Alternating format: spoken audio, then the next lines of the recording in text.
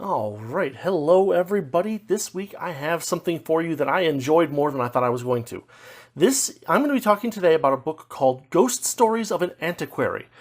This is part one. There is a part two that maybe I'll talk about some other week. But this is a book that was mentioned. Some of the stories in it were mentioned by H.P. Lovecraft in his famous essay on supernatural horror. I've read a couple of these stories in the past, but I didn't ever do like a whole episode dedicated to this book as a whole, and I hadn't read the whole thing, which, kind of, I guess, was lazy of me because it's only 8 relatively short stories, but I figured this would be something fun to go at, and after having read it yesterday, I'm actually really enthusiastic about it. This was a book that was written by a guy named Montague Rhodes James, and the stories in it were written between about 1894 and 1904, or, thereabouts. The book was originally published in 1904. Now, Montague Rhodes James is a name that, it's a name that sticks with you. So, I was very surprised when I read about this guy and thought, I've never heard this name before in Lovecraft's essay. And so, I went and I looked at the couple of stories that Lovecraft mentioned, which would have been Count Magnus, I believe, was the one that Lovecraft mentioned in his essay. But this book actually has a lot more to offer than just Count Magnus. In fact, I think Count Magnus is one of the more mediocre stories in the book.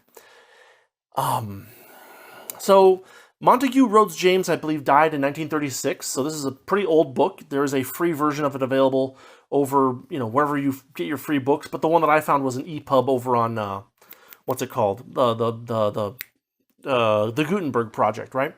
So, anyway, let's get into this actual review here.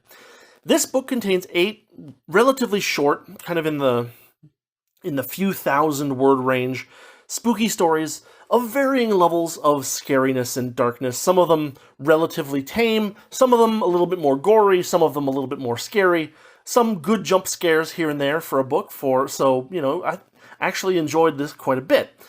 The style of the book is kind of a very, very typical kind of gentlemanly English storyteller kind of style. It's a little lofty, a little erudite. There's lots of chunks of Latin, even a little bit of French, and a tiny whiff of Dutch. No more than a couple of words, but it's there. The vocabulary of the book is educated sounding, but it's also got a very friendly tone, and it's fairly accessible with good context for all the stuff that might be uncommon vocabulary. All the foreign language bits are pretty much translated for you, and it's got a really nice, just kind of sitting down in front of the fire and being told stories kind of feel to it. The tone is generally fairly serious, even a little bit detached at times, but with a certain amount of gravity too, which makes it kind of engaging to read. And in addition to the kind of serious tone of most of the book, there are actually these occasional jokes that are in there to kind of cut through the gloom at an appropriate time. Most of the jokes, I guess Montague Rhodes James either was an avid golfer himself or thought that people who played golf were funny people. And so most of these jokes that pop up in a couple of places in the stories are about golf. Basically, someone will be like, well, they started talking about golf, and I won't bore you with that terminology, because even if you know it, you don't want to hear it, and if you don't know it, you're just going to be confused. So let's move on. It's actually kind of funny and endearing, and it pokes fun at golfers, which, they can take a little ribbing now and then. So the 8 stories, I'm going to kind of give like a brief idea of what I liked about each story, and then I'll go into spoiler territory. So let's talk about the stories individually. No spoilers. The first story is called Canon Alberic's Scrapbook, and this story is very original and quite fascinating. I don't want to say much more because the more I say, it's a short story, so the more I say, the more likely I am to spoil something. But what I'll say is that the way that things developed in this book were not the way I expected them to.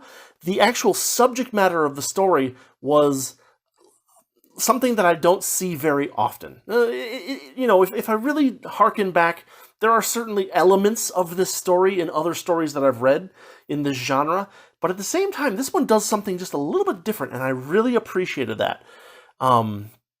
The next story is called Lost Hearts. This one is dark and gory and very atmospheric, but at the same time somewhat predictable with a fairly like a, oh yeah, of course it is, kind of denouement, right? There's some good writing there in the sense of building the scene, but the overall plot of the story is a little bit lacking. We have the third story, The Mezzotint, was very interesting, but also did a very strange thing, which is to kind of keep a distance from the horror, which lessened its impact on the reader, right? Generally speaking, in a horror story, you're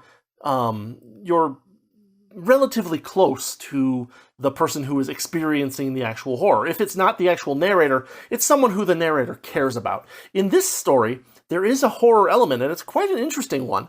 But at the same time, the actual story takes place long after the actual horror has ended. And so you never really feel like you're part of that horror. You never really feel the vulnerability that a good horror story can evoke in you. So, again, good story, but, has a couple of minor issues that prevent it from being, amazing, The next story is called The Ash Tree, which had some predictable elements, but it also was very well done with a very atmospheric tone and quite horrifying, gut-chilling descriptions of certain elements of the story. And the ending of the story brings up a very interesting question that you would have one answer for at the beginning of the story and a different answer at the end. And that's all I'll say about that until we get to the spoiler section. Number 13 is the next story, which was very original and very weird, kind of more of a freaky tales rather than a horror story necessarily. But the ending of it was kind of ambiguous, which I also thought was fairly interesting. It's one of those stories where there's some kind of thing happening, but at the same time, the thing that's happening is related to sometime very long ago, and the people nowadays are not ready to quite believe in the superstitions that get taken up in this particular story. So I thought that contrast was also interesting. The contrast between, ancient dark arts and modern, secular understanding of the world. So that was kind of an interesting story. The next one is Count Magnus, which is a very, very good story with a great, very relatable scare. It's very well framed in the sense that you can almost feel it happening to yourself as the story tells you, and the scare comes out of nowhere almost as strongly to you as it does to the person who's relating the story. And then it combines that very nice scare and a nice build-up to it with kind of a journalistic tone, which makes the scare stand out, as opposed to kind of the dry-ish, not dry, but kind of relatively mundane course of the story goes on. Suddenly, bam, there's a spike, and it's very noticeable, and I thought that was fun and interesting. The next story has a long title. It's called Oh Whistle, and I'll Come to You, My Lad. Also has another pretty good scare in there, but it also has some elements that mitigate the scare. It's a good story, and it's got a couple of neat elements to it, but it's one of the more thin stories in the book. So that's kind of my thought on that one. And then the final story in this book is called The Treasure of Abbot Thomas. Now this one, in addition to having a kind of a solid, ambiguous scare in the story that is pretty chilling and some good atmosphere, it also has a really strong, chunk of mystery elements that make it very interesting to that make it very interesting to go through, right? You're kind of trying to figure out throughout the story what exactly happened, and then you get walked through this whole process of solving this mystery, which I thought was really interesting and fun, and different from all the other stories in the book as well, so I also kind of said it was cool for that reason. So all of these stories are very well written. They have a very consistent tone because they're typically written as if they're being told to you in the voice of the Antiquary, who is presumably Montague Rhodes James himself. And so sometimes he's telling you a story about something that he heard somewhere. Sometimes he's telling you a story about something a friend of his said that he experienced, and so on like that. It's got a very kind of homey feel to it in a lot of places, while still having that kind of stiff upper lip British bit of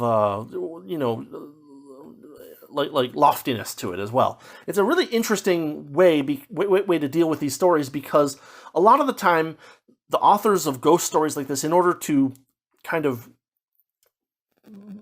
prime you for the scare, take a much more kind of earthy tone, right? They're very much down in the dirt with the story. But in this case, the narrator is often quite a bit removed from the story, and yet the stories are still very effective. At least I thought so. So this is an excellent read. It was a lot of fun. You can get it for free in various places. I'll put a link in the description so that you can go grab a copy if you want. There's a second part that maybe I'll talk about some other time. But let's get into the spoiler section. All right, spoiler time. Let's talk about Canon Alberic's scrapbook. Now, in this story, it's being told as if this guy named Deniston, or alias Deniston, told this story to the narrator, and the narrator is telling the story to you. This guy Deniston works for a museum, and he is in France. And he is taking detailed notes and photographs of places. He has these friends with him who are just kind of regular tourists, but he's actually got a stronger professional interest in what they're seeing. And so while they kind of spend time in the bars and stuff like that, and just kind of walking around and having fun, he's spending a lot of his time digging really deep into these kind of old places and old things that he wants to get museum-worthy information about. So he visits a place called Saint Bertrand de Comminges, and I'm going to butcher all the French, but what he's doing is he's basically doing an in-depth examination of this church there. And there's a keeper of the church. He calls him a sacristan, which is a word I've never heard of, but he's the keeper of the church. While he's there, he's sticking really close behind him. And he's like, I'm not going to steal anything. You can go, and the guy's like, no, I wouldn't. No, it's fine. Don't worry about it. I don't mind at all. And the guy is right behind him, and he's always looking over his shoulder in this very paranoid kind of way. And at first, Deniston is like, maybe he's just kind of the henpecked husband kind of character, and that's why he's kind of worried that someone's gonna come in and yell at him that he hasn't finished chopping the firewood or whatever, right? But what happens during this story is this past story of a guy named Alberic de Molion unfolds, and this guy was kind of important in the history of this church. And as Deniston is finishing up his photography and his taking of notes, the sacristan is like, hey, why don't you come to my house? I actually have some old volumes. And Deniston is like, well, they're probably nothing. They're probably garbage, right? But better to find out than to miss out on something. And they get there, and the sacristan opens up a box and pulls out a book, and Deniston is like, holy cow, this is something. Because what it actually is it's like a scrapbook. And not just any scrapbook, because this Alberic de Molion guy built this scrapbook, but what he did was he had a bunch of leaves in the scrapbook, and then he pasted on an original document on every one of these leaves of paper. And so there are some really, really fascinating old documents in this scrapbook that Deniston is like, holy crap, I need to get photographs of this. I kind of want to buy this book, but he hasn't told me I can buy the book, so I'm just going to kind of look at it and have him tell me about it. And one of the last leaves has this painting, or not painting, but like a drawing on it, right? And it's basically a drawing of King Solomon passing judgment on a guy in the view of a demon. It's very well described and kind of creepy and interesting. And finally, they finish going through the book, and Deniston says to the sacristan, he's like, would you sell this book to me? Would you consider that? And the sacristan's like, I would give it to you for 250 francs. And the guy's like, and Deniston's like, it's worth way more than 250 francs. You know that, right? And the guy's like, I would not take a single franc more. And so, he hands 250 francs to this guy. He grabs this book. The sacristan's daughter gives him a crucifix and it's like, just keep this with you. And the sacristan's like, remember, walk down the center of the road. Don't go out to the either side because the terrain here is a little bit tricky. And so he goes back to the hotel, and he's looking at the book again, and finally something happens. He's in the hotel, and he sees an image that looks like it's the demon from that picture that was at the end of the book. He's like, I don't know, right? It's starting to freak him out. And his friend, he screams out. His friends show up. Nothing's there. Yada yada yada.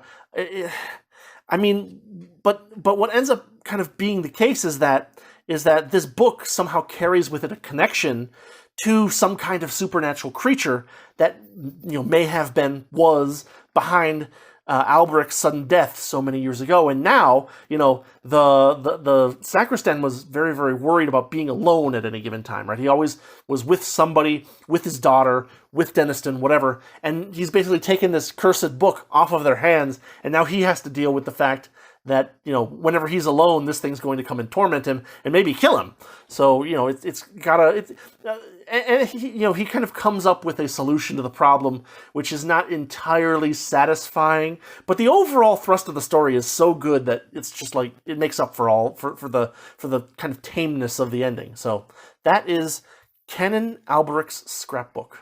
The next story is called Lost Hearts, and in it, it starts with a young orphan whose name is Stephen. He's basically delivered to his uncle's home after his parents die. And the story is relatively short, and it's relatively predictable, I'd even say. But there's this gradual tightening of the atmosphere as Stephen kind of learns about previous children who have lived in the home and then kind of gotten taken away by gypsies. And James' handling of this is pretty masterful, but in the end, the story concludes with a fairly simple reveal that I won't, explicitly say, but it wasn't anything like, ooh, it was like, oh yeah, okay, fine. So, whatever. But it does have some gore in it. It does have some kind of scary moments, and it is a very creepy atmosphere story. So it's fun, and it's good, but it isn't quite as original as a lot of the stories that are also in this book. Next up is the Mezzotint.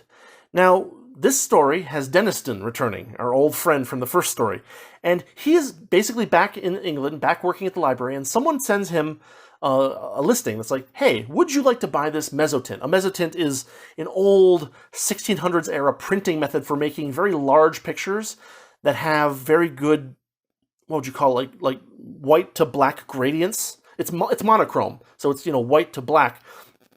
But the way that the Mezzotint is made makes it very easy to efficiently make large images with good shading that doesn't use cross-hatching or like stippled dots, right? So, guys like, well, Mezzotints, whatever, they could be good or they could be bad, but the bad ones are really bad. Is kind of Deniston's attitude toward them. But what he can do, because he's a museum guy, is he can say, well, send it to me and I'll evaluate it, and then if I do want to put it in the museum, I'll pay you for it. And so he actually gets his hands on this Mezzotint, without paying for it, but with the promise to pay for it if he decides to use it in the museum. And at first, it just looks like a basic, very kind of rudimentary picture of a house. It's like, well, there's not much here. He's like, it might be worth 5 shillings, but it's not worth £2 and 2 shillings for sure. And he shows it to somebody else, and they're like, well, I do like the way that it's lit, and I do like the way this figure is over here in the corner. And he's like, what do you mean figure in the corner? What do you mean the way it's lit? And he looks at it again, and the picture's different. There's like a little figure off in the corner of the picture, and every time he shows this picture to someone else, something has changed about it. It's not exactly made clear when the changes are occurring, because they never actually see a change happening, in the flesh. But he gets this kind of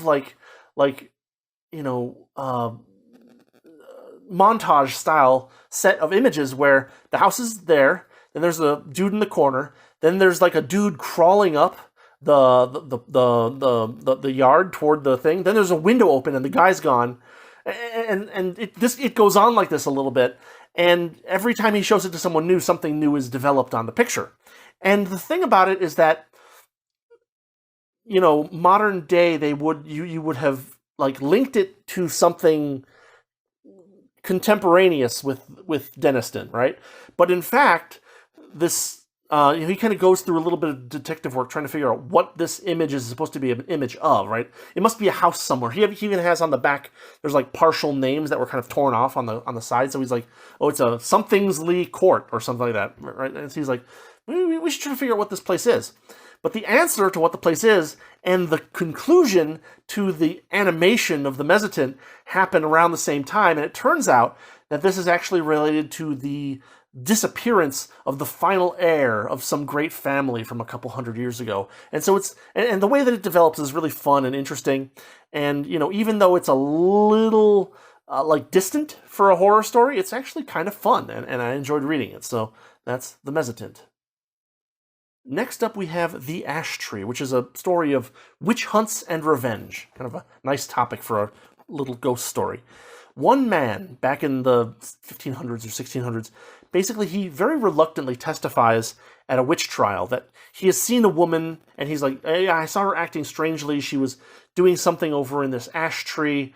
When I tried to flag her down, she ran off, and then she was, pretending to have just woken up when I went to her house. He's like, but and he's very kind of sympathetic about the thing, but at the same time he's like, but honestly, you have me under oath, and this is what I did see, and I can't come up with any answer as to why it happened other than that she's doing some kind of dark art thing.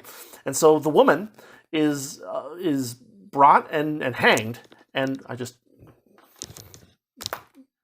the woman is hanged, and then the guy goes back to his house, and that night or a couple of nights later, they find him in his bedroom in the morning, and he is messed up. They describe it. The description is pretty vivid and kind of stomach churning, actually, because they're like, oh, he was swollen and blackened, and his skin was all this and that, and the people that try to touch him to try to get him out, they get some kind of horrible infection in their hands too. It's really bad, and so they manage to, get him out and bury him, and then his heir takes on stuff. But then his grandson, or the second generation down, maybe it's a cousin or something, his grandson, or whatever, also dies of the same poison. And we end up with kind of a pretty common ghost story style reveal, but it's still done fairly well. And the cool thing about this story, right, is that at the beginning, your attitude is, well, obviously she's not a witch. And then at the end, you're like, well, wait, was she? So, it's actually a really cool way to close out a witch hunt story that kind of leaves you like, oh, wait, but, huh? Right? Because you get that kind of ambivalent feel from saying, oh, well, it's a witch hunt. There couldn't possibly be anything to this. And then later on, you're like, oh, maybe there was something to this. Oh, what does that mean about everything? And so, it's kind of a great ending that makes you question yourself rather than the story, which, was something I really enjoyed about it, even though it was kind of a spin on a pretty common sort of curse from beyond the grave kind of story. Next up is the story called Number 13. It's kind of it's a weird and original story about kind of a phantasmal room at an inn. There's a acquaintance of the narrator whose name is Mr. Anderson, and he's down in Belgium, I think, or the Netherlands. I always where they speak Danish. Yeah, where they speak Danish. The Danes. That's Denmark. I'm dumb. Sorry, I apologize. But he's down in Denmark, and he's at this hotel, and he notices kind of conspicuously that the room number 13 doesn't exist. There's room number 14 and there's room number 12, but 13 doesn't exist. He's like, well, it's probably just some superstition thing, but whatever. I wonder how much people actually believe that kind of stuff nowadays. But the funny thing is that he decides to take number 12, and strange things start to happen at night. First off, he's standing at a window, and he's like, man, this room seems smaller than it used to be. Whatever, I must just be kind of, it's late, I'm tired, I'm a little tipsy, maybe it's just my mind playing tricks on me. But then he also notices that his luggage is missing, and he's like, I gotta talk to, whoever the maid is. I gotta talk with her tomorrow morning and tell her not to mess with my luggage because, I got important stuff in there. And so he wakes up, and he's like, the maid wakes him up, and he's like, oh, can you please tell the people not to mess with my luggage? And she just kind of laughs and walks away, which is itself kind of a strange reaction, at least nowadays. In the book, he's actually, oh, this is a pretty normal reaction. But when I was like, oh yeah, she laughs and doesn't answer and walks away, that doesn't seem very normal to me. But anyway, he finds out that actually his luggage is right there on the chair where he left it. And so he's like, well, that's odd. I could swear it wasn't there last night, but it was dark, and it was late, and I was tired, and maybe I just didn't see it. Fair enough. But then that night, he's like walking down the hall, and he happens to walk past a room that is labeled 13. And he's like, oh, there is a room 13. It just doesn't get, given to people who are actually, staying at the inn. Maybe they use it for the servants' quarters, or maybe they use it for storage or something, but whatever. Okay, mystery solved. There's number 13. It's real. They just don't rent it out. Fair enough. But then he's like, he goes to ask the innkeeper about it, and the innkeeper's like, no, there's no room 13 in this inn. And she's like, he doesn't want to say, I'm pretty sure there is. Because, again, it was late at night, and he was like, maybe I was tired. Maybe I had a dream. Who knows? So what he does is he comes up with this idea. He's going to call the innkeeper into his room, 12, that night, and they're going to talk about some pictures that he has of English villages. Because he figured, this Denmark guy has never been to England. Maybe he'll like to see some of these cool houses that we have, and yada, yada, yada. So he calls in the guy, and he's like, they get to talking, but at some point they start hearing like a singing, or like someone stomping around in the room next door, and the guy's like, well, there's a lawyer in 14, right? He's like, yeah, there's a lawyer in 14. Is he a madman or something? They're like, I don't know. And then they get a knock on the door, and in walks the lawyer from 14, and they're like, so it's not you singing and it's not you dancing. He's like, no, I was coming in here to ask you to stop singing and dancing. And they're like, that's very strange. And bit by bit, piece by piece, they kind of put together this combination of circumstances that is like creepy in the sense that, like, hey, wait, my room had 3 windows during the day, and it is night, and there are only 2 windows. And the lawyer is like, that's true of my room too. And then they like look out the window, and there's a shadow from the next window over with this red light coming out. And it's kind of creepy, and like all this weird stuff is going on. And what ends up happening is they trace it all back to, there was a bishop that lived somewhere in the town hundreds of years ago, and he had a friend who was staying with him, who was, what's his name, Magnus Franken, who was accused of dark arts, and the bishop defended him and said, no, this is my friend, he is not doing anything evil, he's not doing anything crazy. But then a couple of days later, after the bishop makes this defense of his friend suddenly disappears, or vanishes, or dies, or something. The records are gone. Nobody knows what happened to it. And the place that the bishop lived was lost to history. But in fact, it seems like something is going on between rooms 12 and 14 in this particular inn, which suggests that the bishop was living here, and so was this Magnus Franken guy. And you get this weird, kind of cool, ambiguous ending where they find a box with some parchment in it. They don't find a skeleton. They're like, there's also other cool stuff that happens in the story. Like you have all this superstition stuff going on, and even the innkeeper's like, no, there is no 13 because the businessmen who come here don't like the bad luck that it requires, and even they don't really believe it. But like at the same time, I don't want to like press them on it, and like force one of them to take the room 13.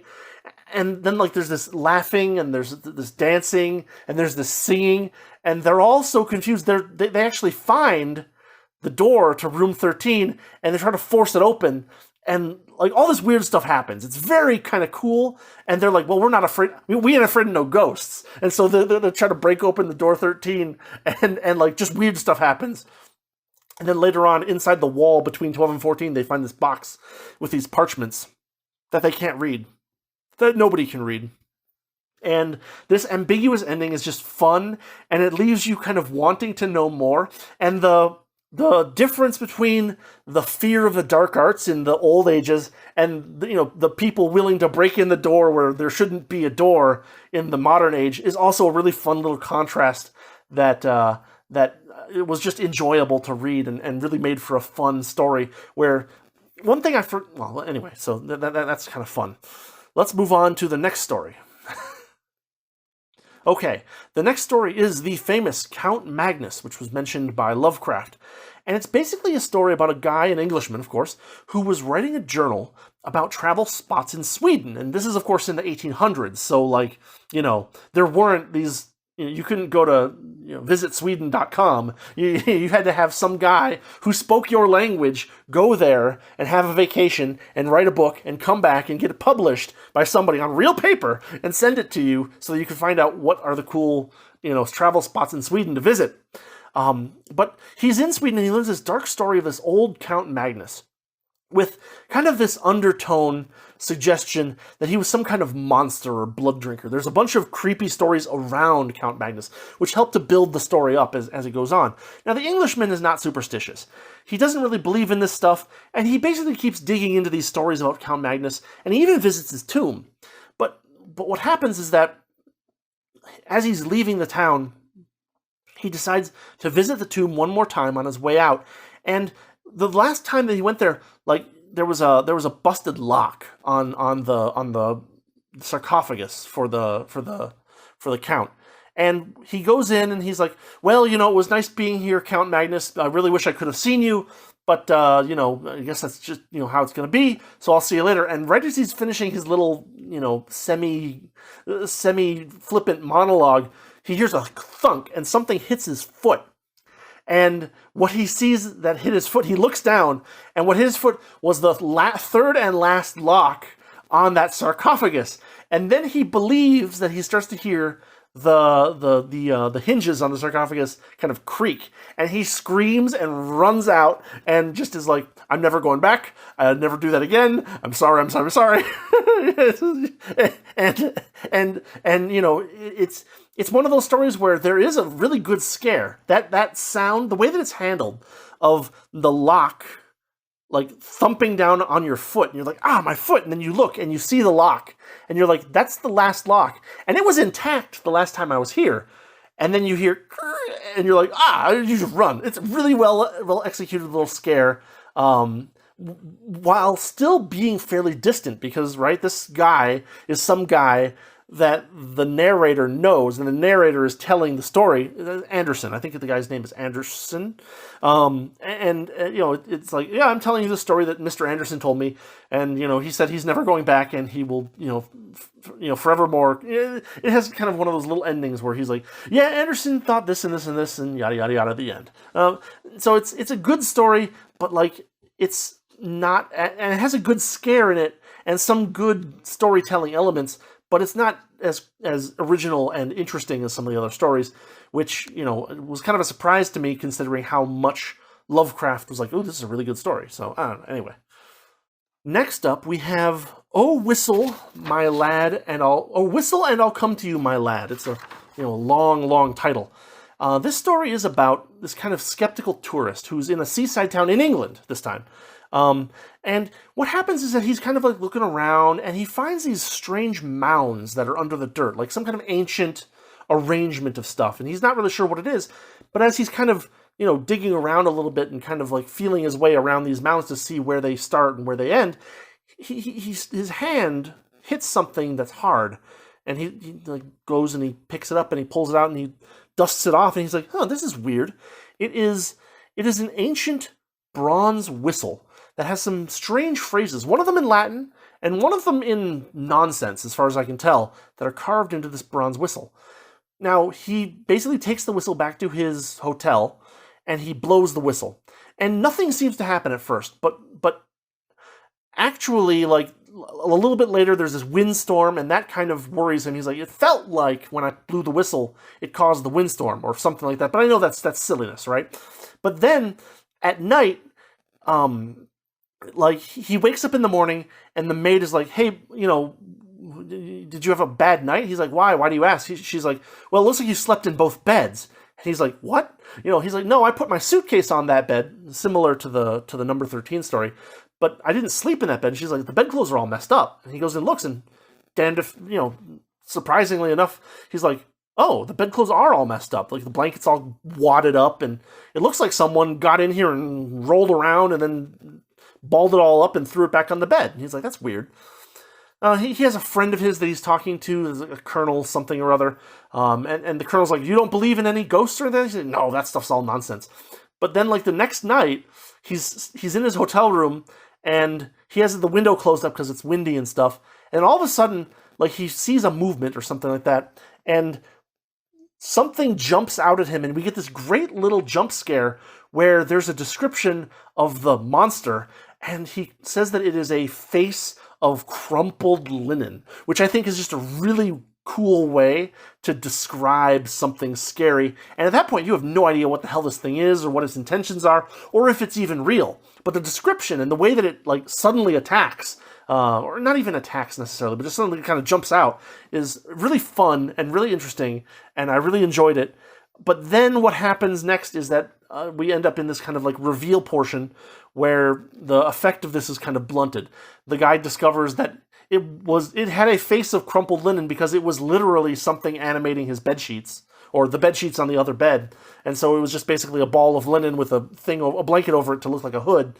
And like he comes to the conclusion that it couldn't have hurt him because it was literally just cloth. Maybe it could have suffocated him, I don't know.